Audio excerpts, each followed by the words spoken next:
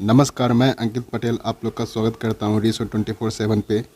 आज हम लोग बात करने वाले हैं इतिहास के तिथि अंकन की। जैसा कि पिछली कक्षा में हम लोगों ने पिछले वीडियो में देखा था इतिहास क्या है और प्राग इतिहास के बारे में पढ़ा था, और अब हम लोग इतिहास को और विस्तार से समझने के लिए इतिहास का तिथि अंकन की बात करेंगे, प्रमुख संवत की बात करेंगे, उसके बाद आगे और विस्तार से पढ़ते चलेंगे। तो चलिए हम लोग स्टार्ट करते हैं। इतिहास की बात करें तो तिथि अंकन की बात करते हैं। तो हम लोग यहाँ पे देखते हैं ईसा पूर्व, ईसवी सन, BC, BCE, AD, BC। ये क्या है, ये क्या होता है? एक्चुअली ये समझना बहुत इम्पोर्टेंट होता है अगर तिथि की जानकारी रखनी हो तो हम लोग बात करें तो एक कालचक्र है, एक ईसा मसीह के पहले की बात करती है तो ये ईसा पूर्व होता है, ठीक है। और ईसा मसीह के बाद की बात होती है तो ये ईसवी सन होती है, ठीक है। अगर इसी को हम लोग हिंदी में देखें, हिंदी मीडियम की पुस्तक में देखें तो हमें बस ये मिलता है ईसा पूर्व और ईसवी सन, बस। और उसके बाद क्या है कि अब हम लोग अगर इंग्लिश मीडियम की बुक देखते हैं तो उसमें BC, AD, CE, BCE ये सारी चीज़ें देखने के लिए मिलती है। तो अब ये क्या है, इसे समझते हैं, इसे समझते हुए आगे बढ़ते हैं। तो ईसा पूर्व की बात करते हैं तो इंग्लिश में ये BC लिखा हुआ रहता है, बिफोर क्राइस्ट, ठीक है। और इंग्लिश में ये AD लिखा हुआ रहता है, एनो डोमिनी, ठीक है। तो अब यही बात आगे चल करके विवाद पे उत्पन्न हो गई कि हम लोग किसी और संप्रदाय की बात को लेकर के क्यों चले। तो यहाँ पे आगे चल के एक कॉमन ईरा की बात की गई, कॉमन ईरा की बात हुई। तो हम लोग अब देखेंगे कि अगर क्राइस्ट के पहले की बात होती है तो बिफोर कॉमन ईरा, और इसके बाद की बात होती है तो कॉमन ईरा, बस। तो ये इंग्लिश की बुक में आपको देखने के लिए मिलेगी, इंग्लिश मीडियम की बुक में आपको देखने के लिए मिलेगी, और ये हिंदी मीडियम की बुक में आपको देखने के लिए मिलेगी। तो ये हमारा तृतीयांकन था, हम लोग तृतीयांकन समझ चुके हैं, क्लियर है बात। तो अब हम लोग आगे चलते हैं, कार्बन डेटिंग। तो अब जैसे कि पुरातात्विक विभाग वाले जो होते हैं तो वो लोग कैसे पता करते हैं कि ये कितना साल पुराना, कितना वर्ष पुराना, कितना करोड़ वर्ष पुराना ये सामग्रियाँ हैं। तो ये कार्बन डेटिंग कार्बन 14 से पता चलता है, ठीक है। तो इसे हम लोग कार्बन डेटिंग बोलते हैं। कार्बन डेटिंग से हमें कितना पुराना ये सामग्री है ये पता चलता है। फिर उसके बाद अगर हम कैलेंडर की बात करें, संवत की बात करें, तो ये धीरे धीरे से विस्तार रूप लेने लग गया। तो इसी क्रम में सबसे पहले हम लोग देखते हैं विक्रमी संवत, फिर उसके बाद शक संवत, फिर उसके बाद कलचूड़ी या चैदी संवत की बात करते हैं, फिर बल्लभी गुप्त संवत की बात करते हैं, हर्ष संवत या फिर वर्धन संवत। अगर हम बात करें हिजरी संवत की तो ये मुस्लिम शासक की एक महत्वपूर्ण प्रमुख संवत मानी जाती है, हिजरी संवत। तो हम लोग ये देख रहे हैं कि एक प्रमुख संवत की बात करें हम लोग तो ये है हमारे सामने। तो अब आगे चलते हैं, अब युग चक्र की बात करते हैं। तो युग चक्र की बात करें तो हम लोग सबसे पहले ब्रह्मा मानते हैं, फिर उसके बाद कृत युग मानते हैं, फिर त्रेता युग मानते हैं, द्वापर युग मानते हैं, फिर कलयुग मानते हैं, ठीक है। तो अब आगे चलते हैं। तो इसी तरह से इसको विस्तार पूर्वक से पढ़ने के लिए अब विक्रम संवत क्या होता है, कैसे विकसित हुआ, कैसे इसका कौन इसका संस्थापक बना, ये सारी चीज़ें हम लोग देखेंगे। तो जो चीज़ यहाँ पे लिखा हुआ है, ठीक है, जो मैंने यहाँ पे लिखा है वही यहाँ पे एक मैप के थ्रू, एक ग्राफ के थ्रू, एक माइंड मैप के थ्रू आपको समझाया गया है, क्लियर है। तो यहाँ पे आपको याद रखना है, जैसे यहाँ पे क्या लिखा हुआ पहले मैं वो पढ़ रहा हूँ, ठीक है। विक्रमी संवत, इसके दो अन्य नाम कृत सतयुग संवत तथा मालव संवत हैं। और मान्यता अनुसार क्या है, इसका आधार वर्ष क्या है कि 57 ईसा पूर्व इसका आधार वर्ष है, और मान्यता है कि 57 ईसा वर्ष पूर्व मालवा के शासक, ठीक है, मालवा के शासक विक्रमादित्य ने शकों को पराजित किया, ठीक है, पराजित किया और उसके बाद आरंभ किया, क्लियर है। तो अब इसी को हम यहाँ पे ऐसे देखेंगे, विक्रम संवत की शुरुआत कैसे हुई। तो सबसे पहले क्या हुआ, यहाँ पे हम लोग देख रहे हैं कि विक्रम संवत विक्रमादित्य ने शुरुआत की थी। तो तो किसको हरा करके, तो शकों को पराजित करके हराया था। शकों को पराजित करके विक्रम संवत का प्रारंभ किया था। तो विक्रम संवत का अन्य नाम की बात करें, अन्य नाम की बात करते हैं तो पहला तो हो गया कृत, सतयुग संवत भी कहा जाता है, और मालव संवत। क्लियर है। विक्रम संवत से हम लोग क्या क्या समझ चुके हैं। विक्रम संवत से विक्रमादित्य ने इसका स्टार्टअप किया था और शकों को पराजित करके मतलब अपना इसका मतलब विक्रम संवत का प्रारंभ किया था। अब दो अन्य नाम इसका क्या था, तो कृत सतयुग एवं मालव संवत। ठीक है। तो अब आगे चलते हैं तो हम लोग का आता है शक संवत। शक संवत अगर इसका बात करें तो ये कुषाण शासक कनिष्क, ठीक है, कुषाण शासक कनिष्क ने शकों को हराया था, शकों को पराजित किया था। ठीक है, शकों को पराजित कर दिया था और उसके बाद इसका आरंभ किया था।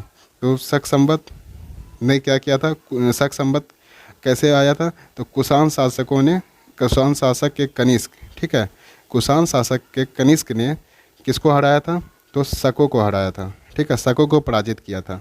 क्लियर है ये बात। उसके बाद से क्या हुआ, यहाँ पे शक संवत का स्टार्टअप हुआ, मतलब आरंभ हुआ। अब आगे चलते हैं तो गुप्त संवत और इसी के समस्त बल्लवी संवत की बात होती है। तो बल्लवी संवत का वर्णन जो है अल-बिरूनी ने भी किया है। ठीक है, अल-बिरूनी ने भी बल्लवी संवत का वर्णन किया है और इनके अनुसार, ठीक है, बल्लभ नाम के राजा इस संवत के परिवर्तन किया था, इस संवत का परिवर्तन किया था और इसका जो आधार वर्ष है वो क्या है, 319 ईस्वी, ना कि ईसा पूर्व। क्लियर है बात। अब यहाँ पे चलते हैं तो हम लोग इसको अगर मैप के थ्रू देखें, माइंड मैप के थ्रू, तो क्या है, बल्लवी संवत। ठीक है, बल्लवी संवत और उसमें क्या आया था, राजा वल्लभ। ठीक है, फिर उसके बाद क्या हुआ था, संवत का परिवर्तन। और यहाँ पे एक और पॉइंट है, ये क्या है, बल्लभ संवत का वर्णन किसने किया था, अल-बिरूनी ने। क्लियर है यह बात। अब यहाँ पे इक्वल करके गुप्त संवत इसलिए दिया गया कि इसी समय काल में गुप्त संवत की बात की गई थी, इसी समय काल में गुप्त संवत की बात की गई थी। क्लियर है बात। तो यहाँ से हम लोग ये देख सकते हैं, इस समय काल में गुप्त संवत और इसी समय काल में बल्लवी संवत। क्लियर है यह बात। अब आगे चलते हैं तो कलचुड़ी और चैदी संवत की बात करते हैं। तो इसका आधार वर्ष क्या है, 248-49 ईस्वी। ठीक है, 248-49 ईस्वी, 248-249 ईस्वी स्रोत के अनुसार पश्चिम भारत के आमिर शासक, ठीक है, पश्चिम भारत के आमिर शासक ईश्वर सेन के द्वारा प्रारंभ किया गया था। कालांतर में कलचुड़ियों ने इसे अपना नाम प्रदान किया, कालांतर में कलचुड़ियों ने इसे अपना नाम प्रदान किया। यही चीज़ यहाँ भी है, आप देख सकते हैं। ठीक है, अब आगे चलते हैं। हर्षवर्धन की बात करें तो प्रारंभ में 606 ईस्वी के समय की बात है, आधार वर्ष 606 ईस्वी है। और यहाँ से हम लोग देखते हैं कि हर्षवर्धन के राजरोहण का भी तिथि जो है वो क्या था, 606 ईस्वी। क्लियर है, ये हर्ष संवत की बात है। ठीक है, तो हर्षवर्धन के राजरोहण का भी तिथि यही है। क्लियर है, 606 ईस्वी। तो आगे चलते हैं हम लोग, अब बात करते हैं हिजरी संवत की। तो इसका आधार वर्ष जो है 622 ईस्वी है। मक्का से मदीना का प्रस्थान वर्ष माना जाता है, मतलब मक्का से मदीना का प्रस्थान वर्ष है ये। ठीक है, तो यहाँ पे यही लिखा हुआ है बस।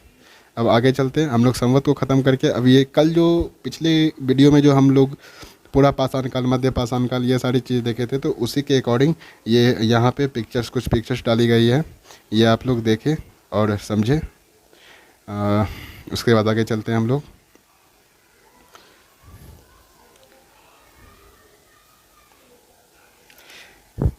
यहाँ से ये नाम को जानना इम्पॉर्टेंट है, इंग्लिश में भी और हिंदी में भी, क्योंकि कभी कभी इससे भी क्वेश्चंस बनते हैं। अब यहाँ पे हम लोग देख रहे हैं कि जो भी हम लोगों ने पढ़ा वो सारी चीज़ें एक मैप के थ्रू यहाँ पे आप लोग को दिखाया गया है। इतिहास क्या है, फिर इतिहास को कैसे हम लोगों ने वर्गीकृत किया था, लिपि के स्रोत पे, उपकरण के स्रोत पे। ठीक है, और लिपि के स्रोत पे क्या क्या है, तो प्राग ऐतिहासिक काल, ठीक है, आधे ऐतिहासिक काल और उसके बाद ऐतिहासिक काल। इसी में फिर उपकरण की बात करें, उपकरण की बात करते हैं तो ये क्या क्या होता है, पाषाण काल, धातु काल और उसके बाद लोह काल। क्लियर है बात। फिर प्रागैतिहासिक काल की बात करते हैं। प्रागैतिहासिक काल फिर से डिवाइड हुआ, तो ये फिर इस 3 पार्ट में बटा, पूरा पाषाण काल, मध्य पाषाण काल और नव पाषाण काल। पूरा पाषाण काल, मध्य पाषाण काल और नव पाषाण काल। फिर इसके बाद फिर से यहाँ पे डिवाइड हुआ पूरा पाषाण काल। पूरा पाषाण काल किस में डिवाइड हुआ, निम्न पूरा पाषाण काल, मध्य पूरा पाषाण काल और उच्च पूरा पाषाण काल। निम्न पूरा पाषाण काल को पूर्व पूरा पाषाण काल भी कहा जाता है। क्लियर है बात। अब यहाँ पे इससे रिलेटेड पिछले क्लास के और इस क्लास के रिलेटेड जो भी क्वेश्चंस हैं, मैंने थोड़ा बहुत, ज़्यादा नहीं, 4-5 क्वेश्चन यहाँ पे डाला है, आप लोग देखें। तो यहाँ पे क्या है, पहला क्वेश्चन, भारत में पशु पालन एवं कृषि के प्राचीनतम साक्ष्य प्राप्त हुए हैं कहाँ से, तो ये हो गया मेहरगढ़ से। क्लियर है बात। इसका आंसर डी होगा। सिंधु सभ्यता निम्न में से किस युग में पड़ता है, तो सिंधु सभ्यता निम्न में से किस युग में पड़ता है। ऑप्शन में क्या क्या है, ऐतिहासिक काल, प्राग ऐतिहासिक काल, उत्तर ऐतिहासिक काल, आधे ऐतिहासिक काल। तो यहाँ पे हम लोगों ने देखा था आधे ऐतिहासिक काल। यहाँ पे ये कैसे, तो सिंधु सभ्यता में कुछ लिपि ऐसे, कुछ लिपि नहीं, लिपि ऐसे हैं जो कि लिखित तो हैं, लेकिन क्या है ना कि उसका स्पष्ट वर्णन नहीं है। तो ये आधे ऐतिहासिक काल का एग्जाम्पल है।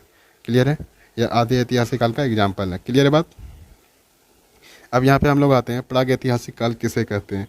तो आप लोग ऑप्शन में देख सकते हैं, जिसका उपलब्ध लेख पढ़ नहीं सके, जिसका उपलब्ध लेख पढ़ नहीं सके, और दूसरा क्या है, जिसका विवरण लिखित रूप में उपलब्ध है, और तीसरा क्या है, जिसको या जिसका लिखित वर्णन ना हो, और चौथा क्या है, जिसका लिखित क्या है, विग्रह हो किंतु अस्पष्ट ना हो।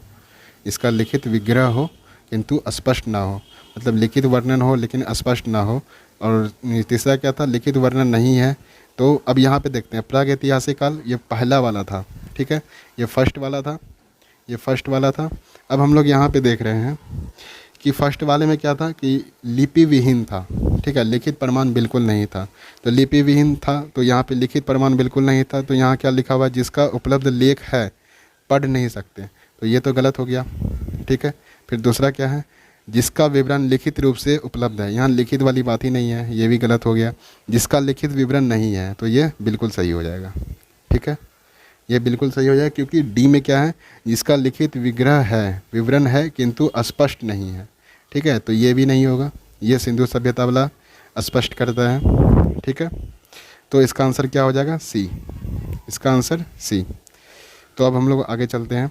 भारत में सर्वप्रथम 1863 में 1863 में पूरा पाषाणकालीन औजार की खोज किसने की थी।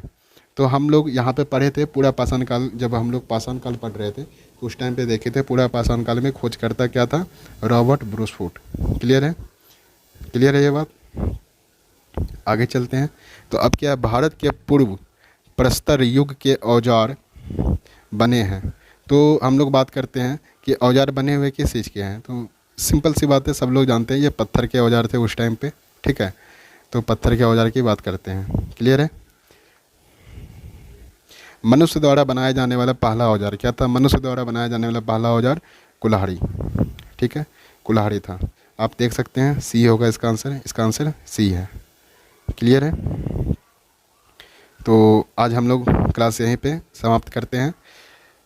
आई होप आप लोग को अच्छा लगा हो, और इस वीडियो को देखने के पहले आप लोग इसके पहले वाले वीडियो को ज़रूर देखें, तो क्लियरिटी में थोड़ा आसान होगा और अच्छे तरीके से सारी बातें समझ आएगी।